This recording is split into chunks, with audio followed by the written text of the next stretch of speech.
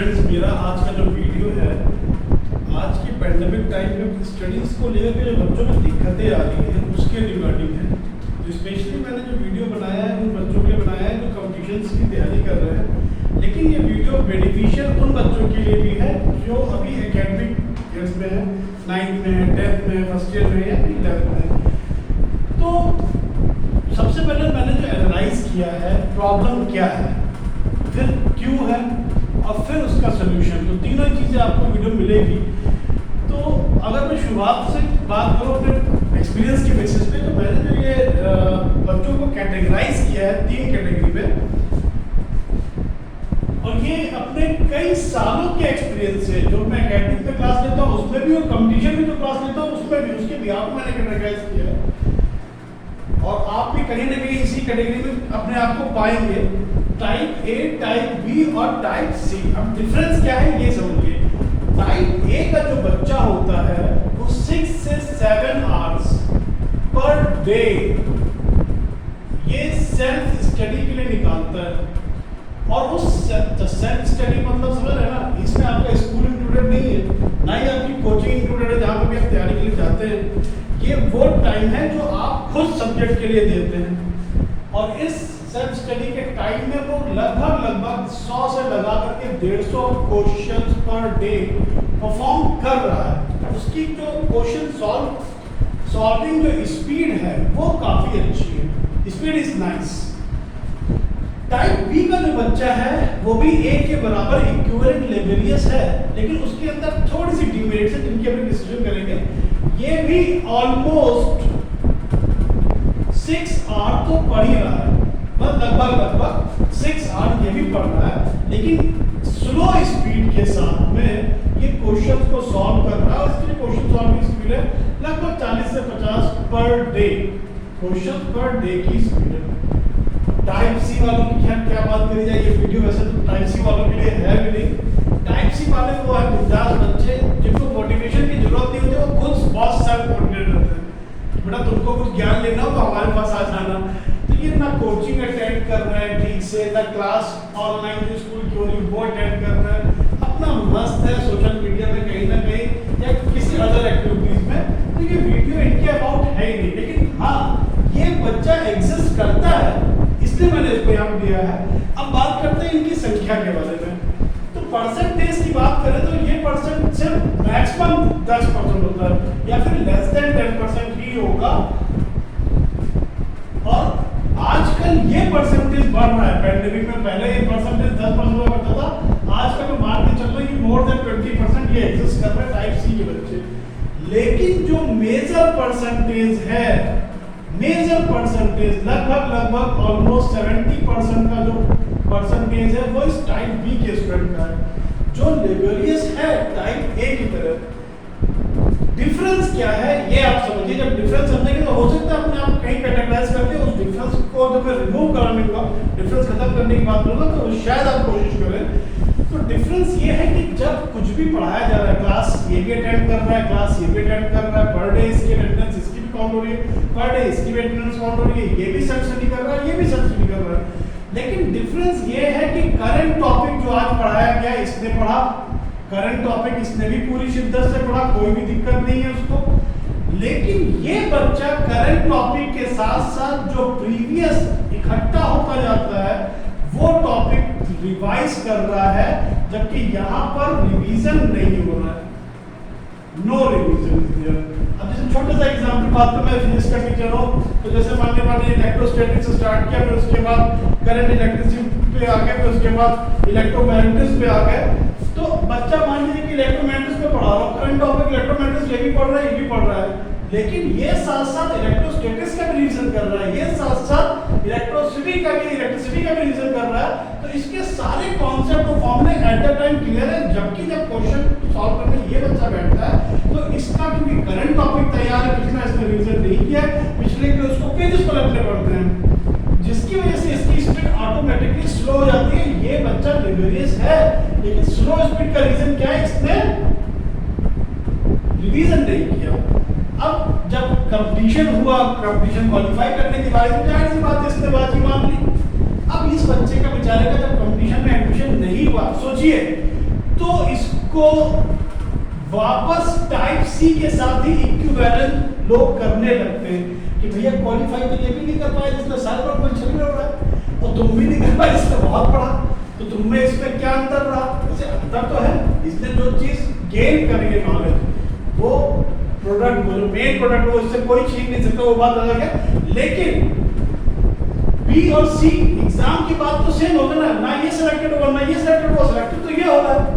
तो अब इसको अगर बी को एक ही कैटेगरी में आना है तो एक चीज करनी है कि जो पिछला टॉपिक है उसको ऐड कर लेना है कि भैया हमें पिछला टॉपिक करेंटली रिवाइज करना है। क्यों? क्योंकि जब तुम एडमिट होगे किसी अच्छी संस्था में तब तुम्हें अच्छी संस्था से डिग्री मिलेगी, और डिग्री की इंपॉर्टेंस हमारी सोसाइटी में बहुत ज्यादा है। भले कोई कुछ भी कहे कि नॉलेज मैटर करती है, नॉलेज मैटर करती है, लेकिन नॉलेज भी उसी के पास ही होगी ना जिसके पास डिग्री होगी।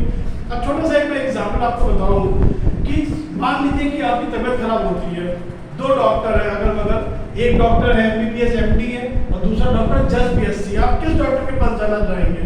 ऑफ कोर्स जो एमबीबीएस एमडी आप उसी के पास जाना चाहेंगे, बीएससी वाले के पास जाकर अपनी जान दांव पे नहीं लगाएंगे, जबकि आपको नहीं पता कि कौन बेटर डायग्नोस कर रहा है, उसकी हो सकता है डायग्नोसिस बेटर हो, लेकिन आपको मौका ही नहीं दिया। अब जैसे मान लीजिए सपोज कि आप किसी कोचिंग में गए, आपसे पूछा गया कि भाई आप सेक्शन ए में जाना चाहेंगे, सेक्शन बी में आप पूछा क्या डिफरेंस है, तो बोला कि सेक्शन ए में जो टीचर लेक्चर दे रहे हैं वो आईआईटी पास आउट है, सेक्शन बी में जो लेक्चर दे रहे हैं उन्होंने जस्ट ग्रेजुएशन किया है, बीएससी करी हुई है, तो आप कौन सा सेक्शन चूज करना चाहेंगे? ऑफ कोर्स आप उससे पढ़ना चाहेंगे अगर आप आईआईटी तैयारी कर रहे हैं जिसने आईआईटी क्वालिफाई कर लिया है। तो डिग्री इसी तरह से मैटर करती है, ऐसी बड़ी बड़ी जो कंपनियां होती है वो अप्रोच करती है अच्छे कॉलेजेस की ओर, लेकिन इसका मतलब ये नहीं है कि जिसके पास डिग्री नहीं क्या कुछ भी नहीं है। क्योंकि भाई एक चीज ध्यान रखिएगा, जो भी बच्चे जे की तैयारी कर रहे हैं या फिर नीट की तैयारी कर रहे हैं, जे की तैयारी या नीट की तैयारी करके आप जब एडमिशन लेते हैं तो वो एडमिशन सिर्फ एक बाई प्रोडक्ट है।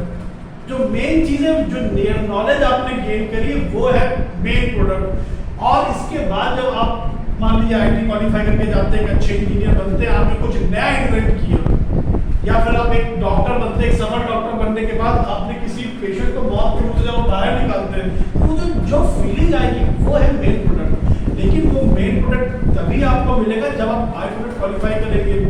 जाहिर सी बात है बिना डिग्री के तो नहीं जाकर के आप हॉस्पिटल खोल देंगे, वो तो इलीगल हो जाएगा।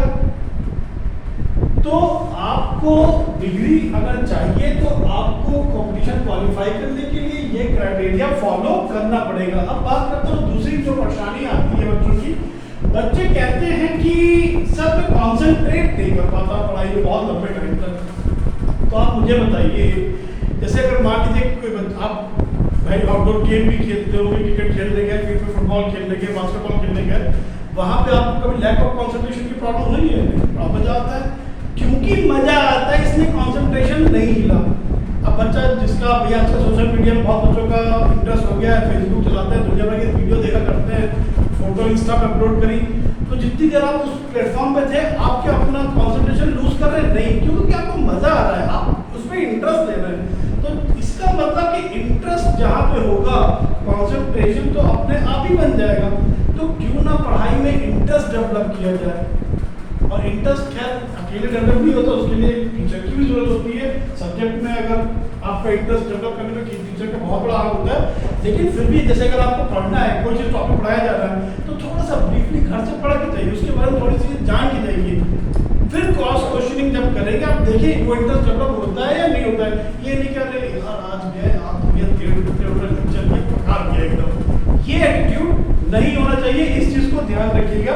अब इसके अलावा दो चार चीजें मैं जैसे मैंने देखा है कि बच्चे आजकल कम उम्र में बड़ी एडिक्शन, किसी के अंदर कोई सिगरेट पी रहा है, कुछ बच्चे अल्कोहलिक तक हो जा रहे हैं, और लेकिन उनसे जब पूछा जाता है तो कहते हैं सर इन सब के बावजूद मैं कॉन्सेंट्रेट पूरा कर रहा हूँ पढ़ाई में। लेकिन ये फिर पढ़ाई वो आपको पे नहीं करेगी, क्योंकि एडिक्शन चाहे इसी चीज के लिए, मैं सिर्फ स्मोकिंग की बात नहीं कर रहा हूँ, बहुत से बच्चे एडिक्टेड हो जाते हैं कि भाई फेसबुक पता चला 2-2 घंटे वो फेसबुक ही चला रहे हैं, 2-2 घंटे अननेसेसरी की वीडियोस देख रहे हैं, या फिर आप फील्ड पे गए खेलने के लिए, घर से कहीं आधे घंटे के लिए जा रहे हैं, 2-2 घंटे बाद लौट करके आ रहे हैं, तो आप कॉम्प्रोमाइज कर रहे हैं अपने फ्यूचर प्लान को उन चीजों के साथ, आप उन चीजों से एडिक्टेड हैं।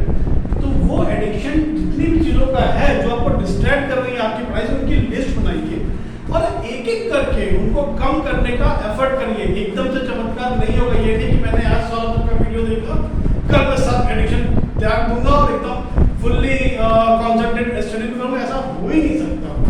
आप एक एक करके अपनी कमियों पे काम करिए और कमियों को दूर करिए। जो जो चीजें आपको आपके लक्ष्य से, अपने एम से डिस्ट्रैक्ट कर रही है, उन चीजों से अपनी दूरी धीमे धीमे बनाने की कोशिश करिए। और देखिए एक ना एक दिन जरूर ऐसा आएगा, जिस तरह से आप 5-5 मिनट अपनी स्टडी आवर बढ़ाते बढ़ाते आज अपने स्टडी आवर को 6-7 घंटे तक लेकर के आए हैं, वैसे ही आप 5-5 मिनट कम करके अपने एडिक्शन से, आप एडिक्शन से एक दिन ऐसा आएगा कि आप एडिक्शन से छुटकारा पा चुके होंगे।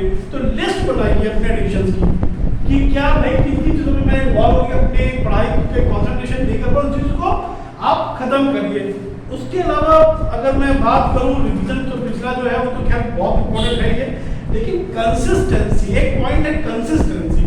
कंसिस्टेंसी किसी भी वर्क के लिए होना बहुत जरूरी है। आप कंसिस्टेंट रहिए।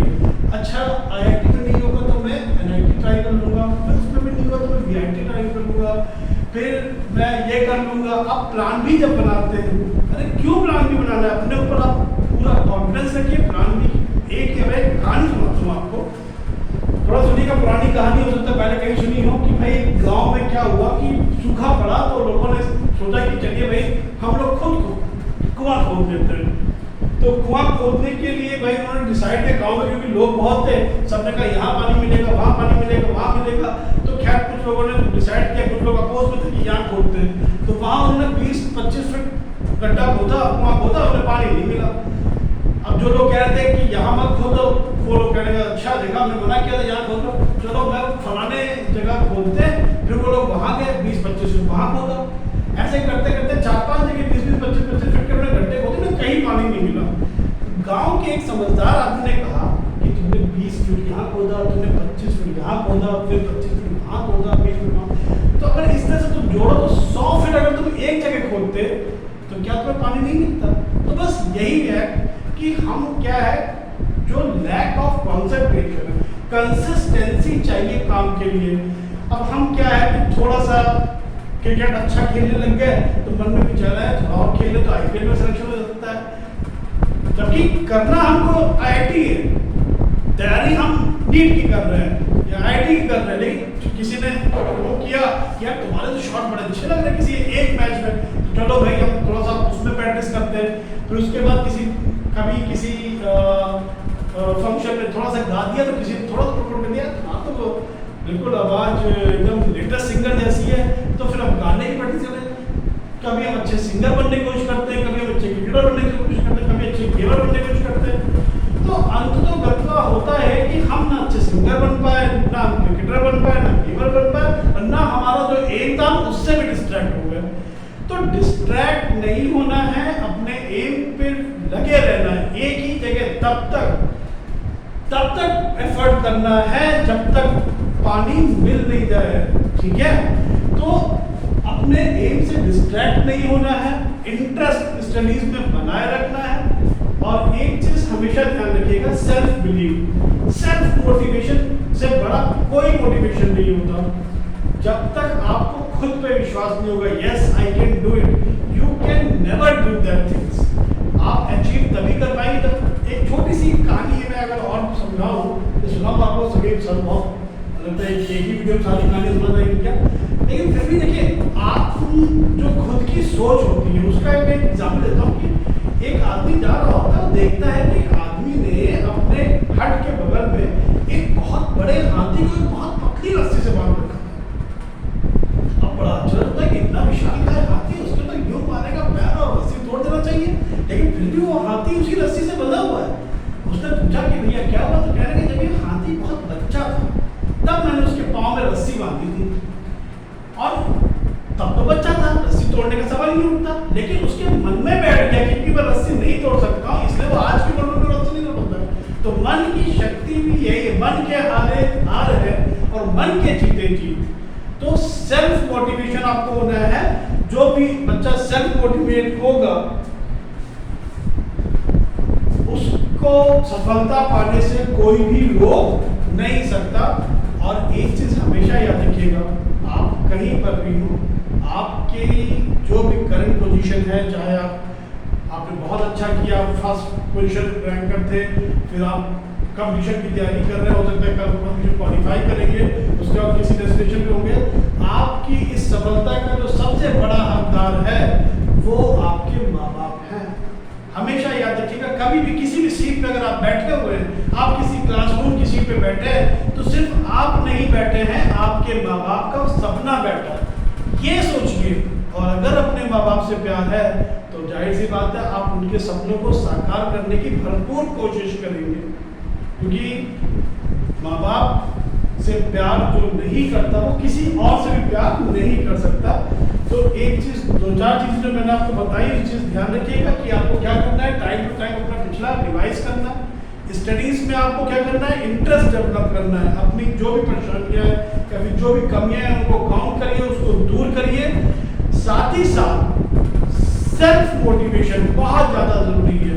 हर दिन अपने आप को याद दिलाइए, शीशे के सामने खड़े होइए कि मैंने अपने आप से एक वादा किया था और मुझे उसको अचीव करना ही करना है। बहुत तमाम चीजें आएंगी, डिस्ट्रैक्ट करेंगी, लेकिन डिस्ट्रैक्शन से दूर जाना है। अच्छा, इसका मतलब ये नहीं है कि एंजॉय नहीं करना है, एंजॉय लाइफ को पूरा करिए, लेकिन आपका जो मेन गोल है उसको आपको भूलना नहीं है। पर डे अपने स्टडी आवर्स को बढ़ाइए और जो भी आपकी दिक्कतें होती हैं, जैसे कि मैं आजकल देख रहा हूँ पैंडेमिक टाइम पे, क्योंकि बहुत फर्क पड़ता है ऑफलाइन और ऑनलाइन में, लेकिन जो मैक्सिमम मिल सकता है आपको ऑनलाइन से या टीचर से आप पर्सनली कॉल करिए, जो भी दिक्कतें हैं उनको डिस्कस करिए। जब डिस्कस करेंगे तो सोल्यूशन अपने आप मिलेगा।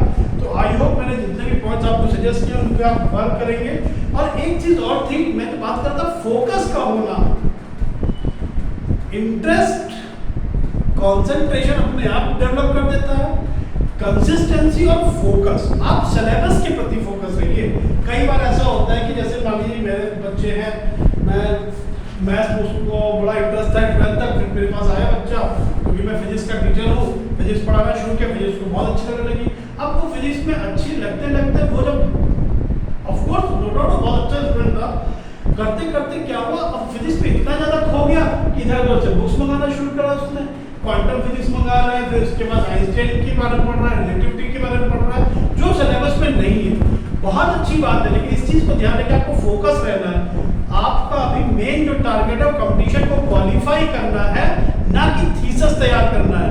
मैं छोटी सी बात बताऊंगा आपको कि जैसे हम लोग इलेक्ट्रोमैग्नेटिक्स पढ़ाते हैं क्लास 12 में, तो बहुत ब्रीफ में, भाई मुश्किल से 2 या 3 लेक्चर में पूरा इलेक्ट्रोमैग्नेटिक वेव चैप्टर कंप्लीट हो जाता है।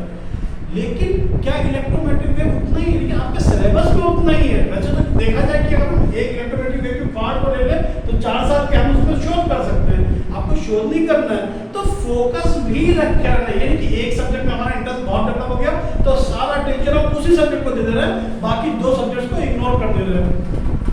क्योंकि नैया सभी से पार होनी है, एक से पार नहीं होनी है, इस चीज को ध्यान रखिए। और जो क्लास 12 के तक के बच्चे हैं उनके लिए मेरा एक मैसेज ये है कि आप अपने लाइफ के गोल सेट करिए।